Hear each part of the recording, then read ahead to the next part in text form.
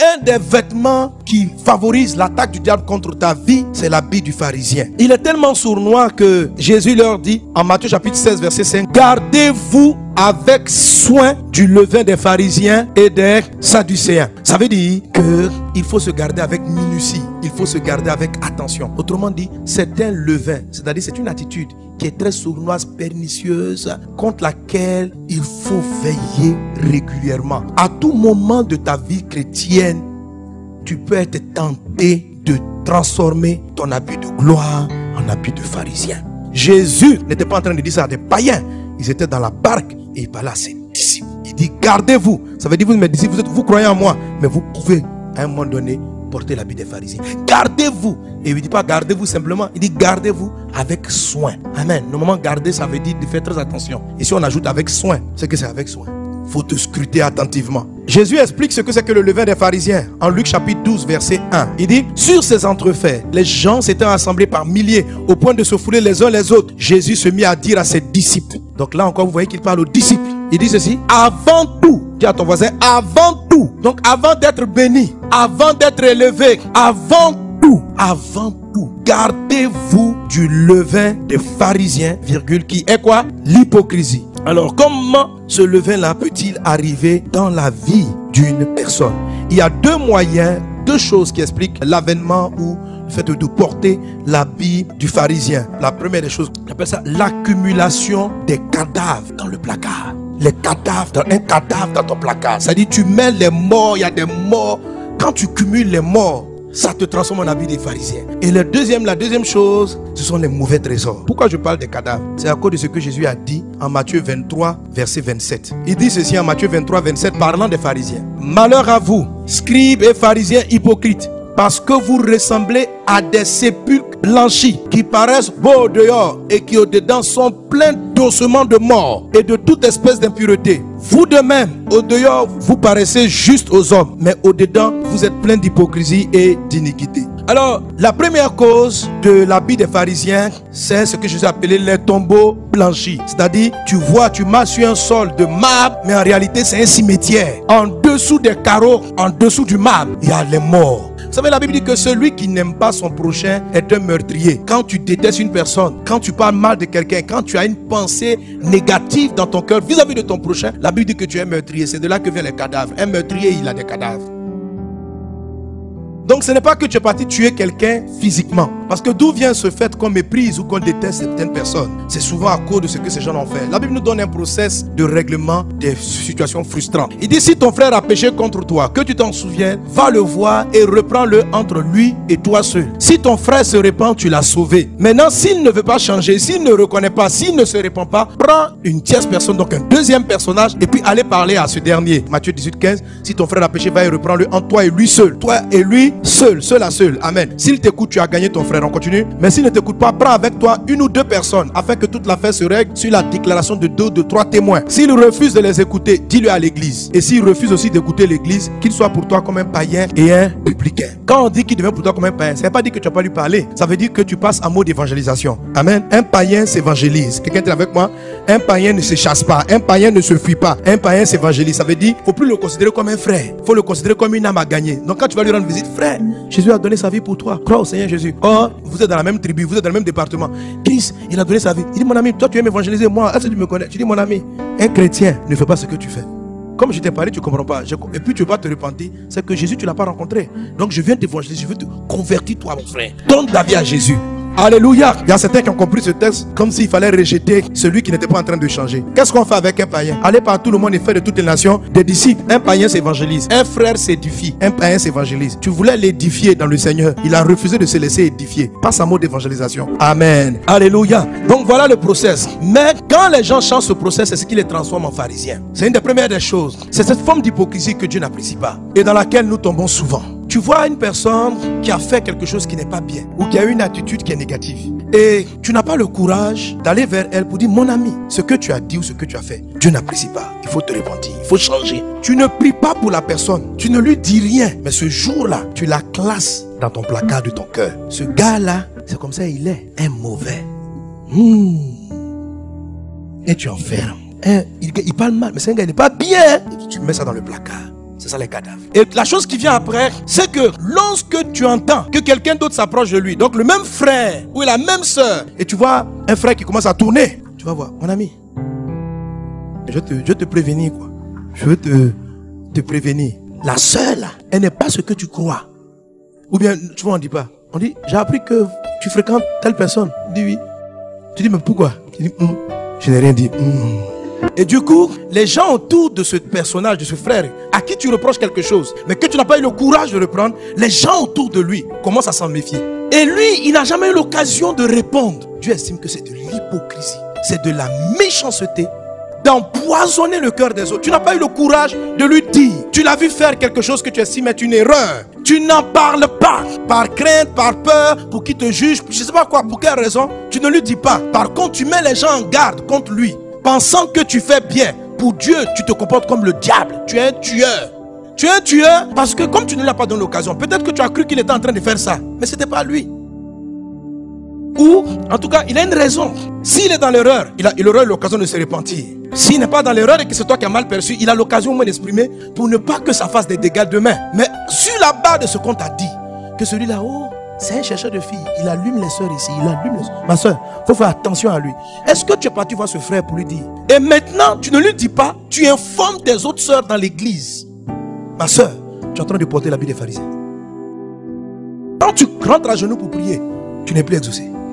Tu te persuades que tu es pieuse par rapport à la personne, mais tu n'es plus pieux. L'habit du pharisien, ça vient des choses qu'on garde en nous, qu'on ne traite pas convenablement. Des frustrations, des choses qu'on estime être négatives, qu'on n'a pas le courage d'aborder en face et de dire ce que tu as fait n'est pas correct. Et ce que Dieu trouve dommage, c'est de sauter le seul à seul et d'aller dire à une tierce personne ce que tu penses de celui-là, sans que tu aies le courage une fois de t'asseoir devant la personne, d'abord de prier pour elle. Tu n'as jamais prié pour elle.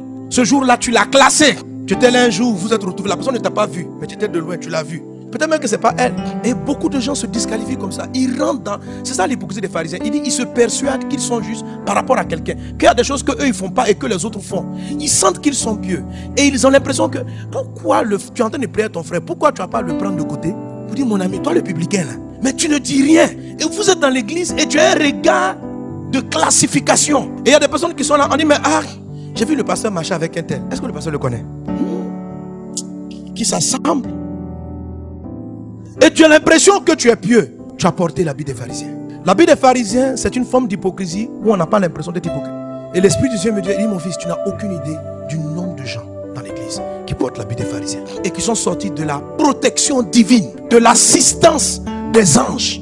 Il dit, c'est pourquoi beaucoup d'entre eux tombent malades. Je dis, ah bon? Il dit, oui, à cause de l'habit des pharisiens. C'est pourquoi ils ne sont pas privilégiés. Ils sont chrétiens, mais ils ne sont pas privilégiés. Les faveurs qui leur arrivent sont les mêmes qui arrivent aux païens. Pose-leur la question. La plupart, ils portent l'habit des pharisiens. Ils ne se rendent pas compte. Quand tu commences à porter, tu ne sais pas. Parce que tu crois que ta cause est juste. Tu crois que ta frustration est légitime. Mais le process, c'est que tu as gardé cette frustration par rapport à ce frère, par rapport à cette soeur. Dans ton cœur, c'est ce qui a constitué ton tombeau. Et puis tu l'as blanchi. Par ton zèle, par ta piété et par l'apparence des choses. Tu t'appelles tombeau blanchi. Il dit, tu les vois comme ça, ils brillent. Mais dans leur cœur, il y a des ossements. Il y a des gens morts là-bas.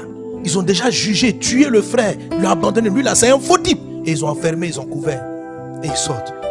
Mes amis, nous devons déchirer l'habit des pharisiens. L'habit des pharisiens fragilise les chrétiens. Fragilise tes privilèges dans le ciel. L'habit des pharisiens est un habit d'opprobre.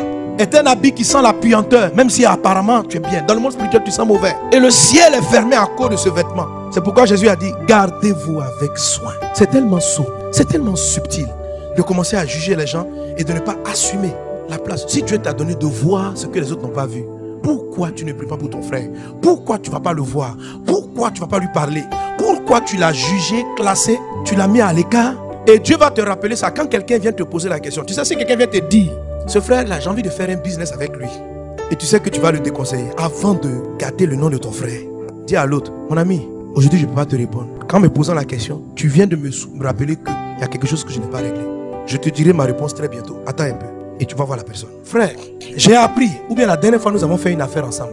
Et voilà l'attitude que tu as eue. Depuis ce temps, j'ai considéré que je ne vais plus travailler avec toi. Mais je ne te l'avais pas dit. Je me suis dit que toi-même tu sais ce que tu as fait. Mais je n'ai pas dit. Je n'ai pas dit. Et c'est pour ça que j'ai arrêté de marcher avec toi. C'est pour ça que je me suis retiré. Son attitude ne glorifie pas Dieu, frère. Ce n'est pas droit. Je viens te dire en tant que ton frère, qu'on prie ensemble et que tu te répands. Alors soit il se répand et tu as sauvé quelqu'un. Dis frère, je reconnais. J'avais trop de problèmes. J'ai mis la main dans la caisse. Pardonne-moi. Que Dieu me pardonne. Pardonne-moi même de ne pas avoir osé te parler. Maintenant, il se peut qu'il ne se répande pas. Je dis, toi tu dis quoi? Toi aussi, tu n'as pas pris. Toi aussi, vous commencez à rentrer dans ce genre de débat là.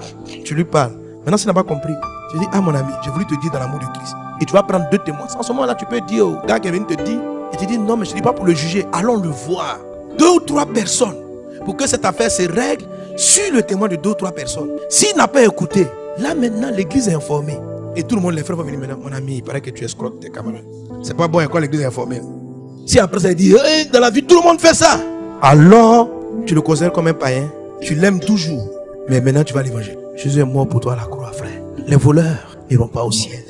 Mais si tu n'as pas fait ça, et tu as prévenu l'église, tu as prévenu des frères, avant d'avoir fait le seul à ceux, Dieu estime que c'est hypocrite. Et avec ça, tu continues de rire à lui à l'église. Vous venez vous chanter ensemble. Vous faites l'accueil ensemble. Vous êtes dans la tribu ensemble. Frère. Mais ce que tu penses de lui, c'est pas ce qu'il croit que tu penses. Tu es toujours souriant. Ma sœur en Christ. Alléluia. Mais tu penses, celle-là, c'est une... Et tu ne lui parles plus. Tu deviens bizarre. Tu changes d'attitude. C'est un habit de pharisien. C'est de l'hypocrisie. C'est de l'hypocrisie.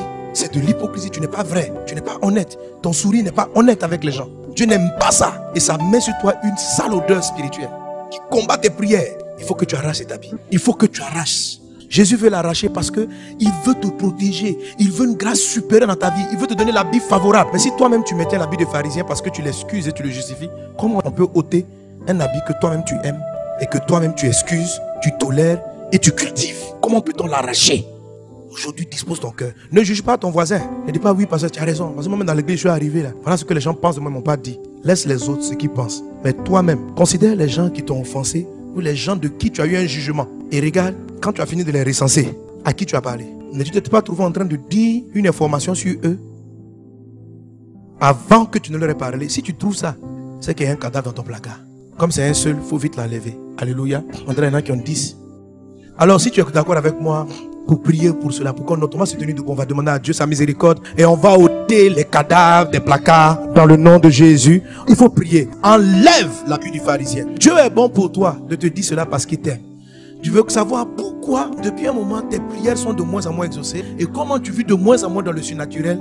C'est à cause des choses que tu as dans le cœur. Dieu n'a pas dit ça pour te condamner, mais Dieu a dit ça parce qu'il t'aime. Parce qu'il veut t'expliquer comment le monde spirituel fonctionne et comment tu seras dans la victoire. Merci Seigneur Dieu. Nous t'invoquons, Père. Purifie mon cœur, purifie nos cœurs. Enlève de nous les cadavres, Seigneur Dieu. Merci parce que tu nous pardonnes et tu enlèves de nous l'habit des pharisiens. Maintenant, dis ceci avec moi. Dans le nom de Jésus. Dans le nom de Jésus. J'enlève de dessus moi l'habit du pharisien. Au nom de Jésus. Vêtement du pharisien. Tu ne seras pas avec moi. Il est déchiré dans le nom de Jésus. La bonté, la droiture, l'honnêteté sont mon partage.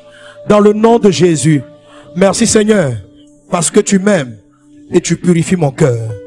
Je me revêts de l'habit des privilégiés, des favorisés. Je porte l'habit de grâce. Au nom de Jésus. Amen.